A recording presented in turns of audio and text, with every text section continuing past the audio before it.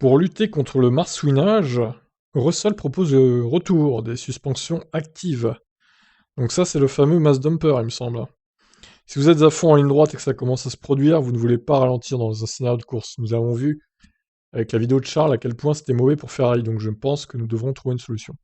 Alors que Ferrari a déjà révélé avoir quasiment réglé le problème, Russell pense que la solution des suspensions actives interdites en F1 depuis 1994 pourrait être la meilleure solution pour contrer cet effet désagréable. Alors ok, donc c'est pas vraiment le mass dumper, c'est encore une autre chose, ok.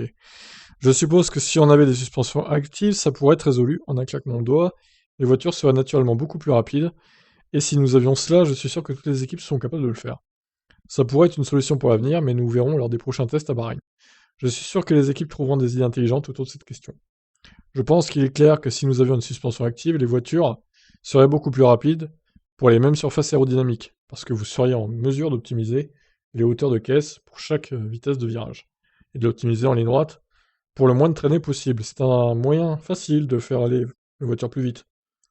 Et si vous pensez à l'aspect sécurité, je suis sûr qu'il y aura d'autres limitations. Je suis pas ingénieur, mais nous aurions pas ce problème en ligne droite, c'est sûr. En réalité, le problème semble facile à maîtriser, puisqu'en plus de Ferrari, Alpine a confirmé l'avoir réglé.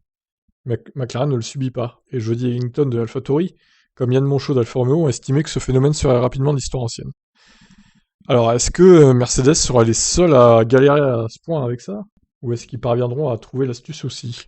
Eggington a par ailleurs précisé qu'installer des suspensions actives sur les monoplaces actuelles reviendrait à changer drastiquement leur philosophie, et que ce serait impossible sans une grande concertation et une évolution de règlement. Ok, bon bah c'est pas gagné, hein, ta proposition, Georges. Hein. Je pense que ça n'ira pas plus loin.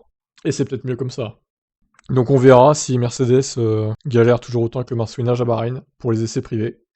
Qu'est-ce que vous en pensez? Ciao ciao.